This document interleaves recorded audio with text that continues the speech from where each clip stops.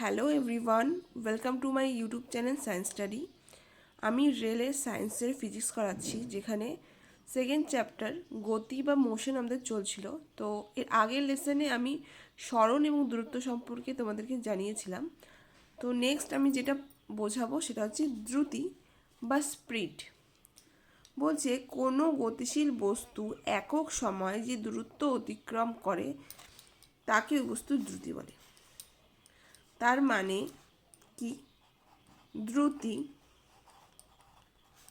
Equal to একক সময়, মানে নিচে সময় থাকবে, যে দূরত্ব অতিক্রম করবে। ভালো মতন দেখবে, দূরত্ব যখন দূরত্ব থাকবে তখন সেটা হয়ে যাবে দ্রুতি। একক সময় যে দূরত্ব অতিক্রম করে তাকে তার দ্রুতি বলে। এটি একটি স্কেলার রাশি। কেন? দূরত্ব আমরা জানি স্কেলার রাশি, আগের লেসনে বলেছিলাম। তাই স্পিডও স্কেলার রাশি। এসআই ইউনিট কি? দূরত্ব। দূরত্বর একক কি? মিটার। আর সময়ের একক সেকেন্ড, তাহলে মিটার পার সেকেন্ড। সিজিএস একক সেন্টিমিটার পার সেকেন্ড। মাত্রা কি হবে? দূরত্বের মাত্রা এল আর সময়ের মাত্রা টি, তা হবে এল টি মাইনাস ওয়ান। ঠিক আছে। আর বলছে দূরত্ব সর্বদা ধনাত্মক হয়। দ্রুতি সর্বদা ধনাত্মক হয়, কারণ দূরত্ব ধনাত্মক হয় যেহেতু দ্রুতিটা সম্পূর্ণ দূরত্বের উপর নির্ভরশীল।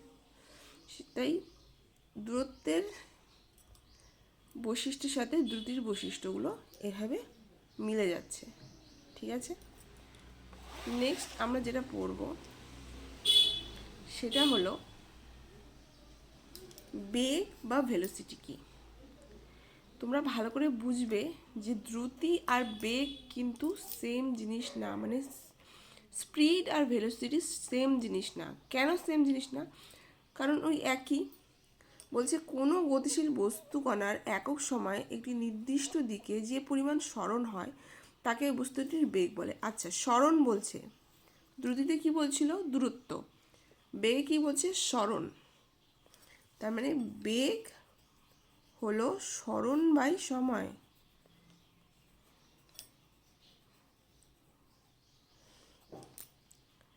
সরণ বলছে, সরণ থাকা মানেই সেটা ভেক্টর রাশি, কারণ সরণের দিক রয়েছে।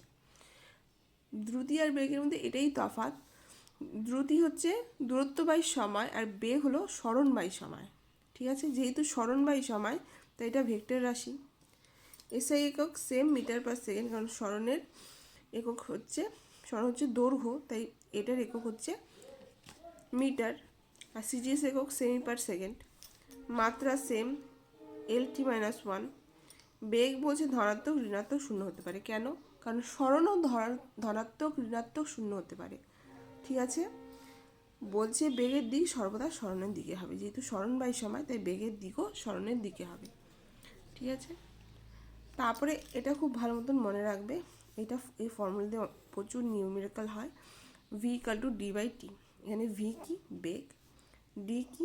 সরণ। আর টি হচ্ছে সময়, মানে বেগ সরণ বাই বেগ ইকাল টু সরণ বাই সময়। ঠিক আছে।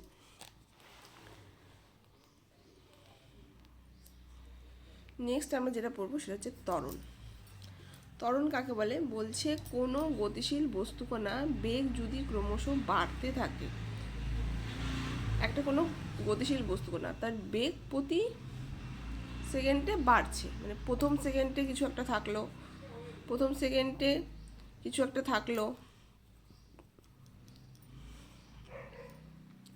দ্বিতীয় সেকেন্ডে বাড়লো, তৃতীয় সেকেন্ডে আরও বাড়লো। তো প্রতি সেকেন্ডের বেগটা কি হচ্ছে? বাড়ছে, ক্রমশ বেড়ে যাচ্ছে। এই যে বেগ পরিবর্তন যে হারে হচ্ছে তাকে তার ত্বরণ বলে। যে হারে বেগটা পরিবর্তন হচ্ছে, তার মানে ত্বরণ ইকুয়াল টু বেগ পরিবর্তন, যতটা বেগ পরিবর্তন হচ্ছিল বাই সময়। এবার এটাকে, এর ফর্মুলা কি? A equal to V two minus V one by T. মানে সাপোজ অন্তিম বেগ ভি টু হলো আর প্রাথমিক বেগ ছিল ভি ওয়ান। দুটোর মধ্যবর্তী ডিফারেন্সই তো বেগ পরিবর্তন, সেটা বাই সময় হলো ত্বরণ। এটা দিয়েও প্রচুর নিউমেরিক্যাল আসে। ত্বরণ কি? ভেক্টর রাশি। এসআই একক মিটার পার সেকেন্ড স্কোয়ার। কেন?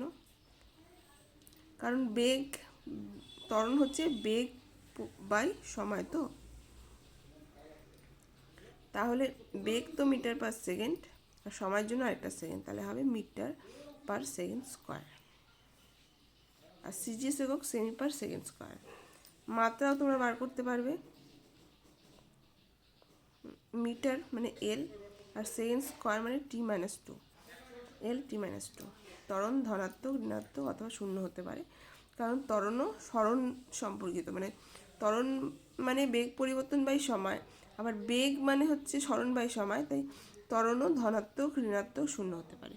ঠিক আছে, আরও একটা ডেফিনেশন আমরা জানবো, সেটা হচ্ছে মন্দন। ত্বরণের ঠিক অপোজিট হলো মন্দন। বলছে কোনো গতিশীল বস্তুকণা বেগ যদি সময়ের সাথে ক্রমশ কমতে থাকে, মানে ত্বরণে আমরা দেখছি কি সময় প্রতি সেকেন্ডে বেগটা বাড়ছে, কিন্তু মন্দনে কী হবে, প্রতি সেকেন্ডে বেগটা কমতে থাকবে। বাকি সব সেম, তবে সময়ের সাপেক্ষে বস্তুটির বেগ পরিবর্তনের হারকে ডিক্লারেশন বা মন্দন বলে। ঠিক আছে,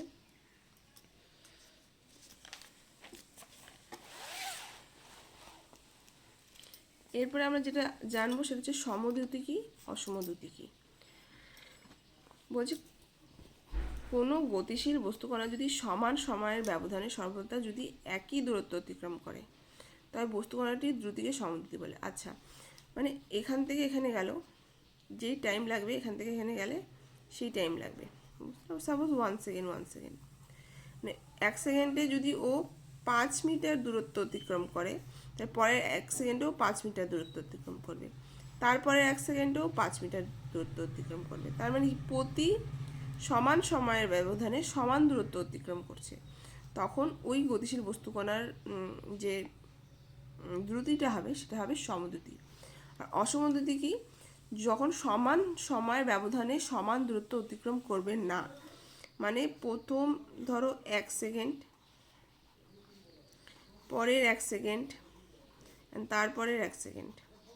প্রথম 1 সেকেন্ডে ধরো ও যদি 5 মিটার গেল, পরের 1 সেকেন্ডে 4 মিটার যেতে পারে, তারপরে 1 সেকেন্ডে 2 মিটার যেতে পারে, মানে সময় তো সেম থাকছে, কিন্তু ওর যে দূরত্ব অতিক্রম করছে সেই সময় সেটা কিন্তু চেঞ্জ হচ্ছে, আর সমান নয়। কোনো গতিশীল বস্তুকণা যদি সমান সময়ের ব্যবধানে ভিন্ন ভিন্ন দূরত্ব অতিক্রম করে, তবে ওই বস্তুকণাটির দ্রুতিকে বলা হয় অসমদ্রুতি। অসমদ্রুতির ক্ষেত্রে গড় দ্রুতি নির্ণয় করতে হয়, কারণ এটার ক্ষেত্রে দ্রুতি কী হবে, এটার ক্ষেত্রে দ্রুতি কী হবে, এটার ক্ষেত্রে দ্রুতি কী হবে, সমস্তটা বের করে ওটার যে গড় এভারেজটা নেই আমরা। ঠিক আছে।